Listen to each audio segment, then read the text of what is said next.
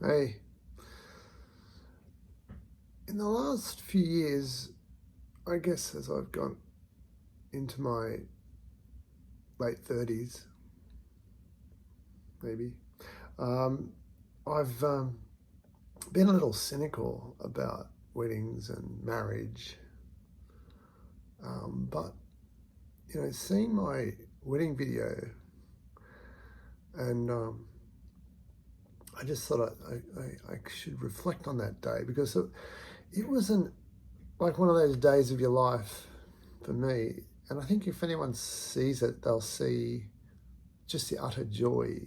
Um, there were a few embarrassing things. I mean, my best friend, who's still my best friend, surprisingly, always makes a speech that just denigrates me to the hilt. When I got him to do my little spiel in my yearbook for graduating from medicine, everyone else got, oh, this guy's just amazing. This girl's incredible. She's going to be a fantastic doctor and caring. And my mate Tim wrote some horrible thing about me, as if I was like Dr. Evil. And I actually am not seriously a particularly evil person.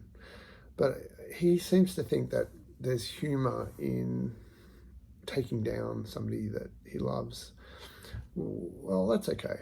So, maybe we all have a bit of a crack at weddings and other important times to bring people back down to earth a bit, or just, in fact, reinforce their worth by pointing out their deficiencies. That you actually know that person, you know their dark side, and you can you can say, I know that person, and he's actually not too bad. So yeah, what a day of utter joy. I mean, my wife Tina was so beautiful, and the photos from that wedding and the flowers came from Holland. Tulips that were imported, and my sister-in-law at the time, who's now my divorced sister-in-law, uh, was a florist, and she's lovely. And there was another invitee from the wedding on Tina's side who was a flower grower and Dutch origins, and they had a farm up in the hills. So they brought some flowers and got some tulips, and then they sourced most of them from Holland. So it was a stunning, visually stunning and emotionally stunning. We planned our wedding, just the two of us together, everything, the whole thing, the reception, the music at the wedding, the liturgy. We were much more serious Catholics and religious, I guess, in those days. Tina was actually a Protestant, but she converted 3 weeks before we were married, which is kind of nice, but she was a much better Catholic than I was in the end. And yeah, so, but it was, we had the ceremony, and we were in cloud nine, and we're just madly in love, and stayed madly in love pretty much the whole time, I'd say. Pretty much the whole time.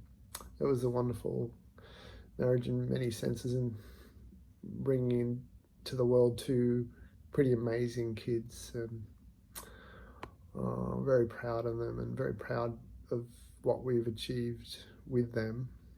And Tina's had a lot of very good influences on a lot of people over in her life.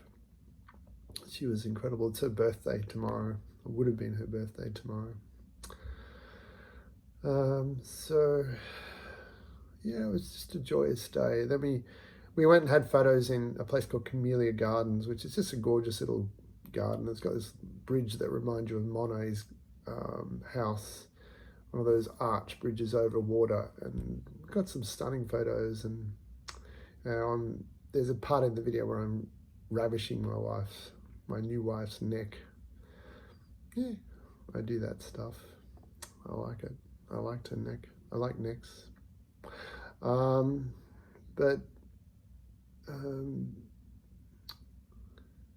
yeah, so back to this reception, which was just so much fun and so much joy. And then we had amazing honeymoon and an amazing life. So it was a good experience, really good.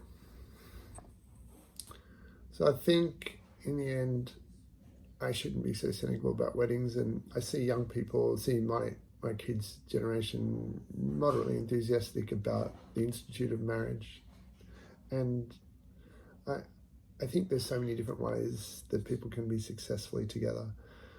But it is a joyful day, and it's something that many people will look back on and say, wow, that was incredible. Even if they split up, they'll look back and say, what an amazing day that was. So I'm going to try not to be so cynical about that institution and that day and that joy that people get. And yeah, it's got to be a good thing. Yeah.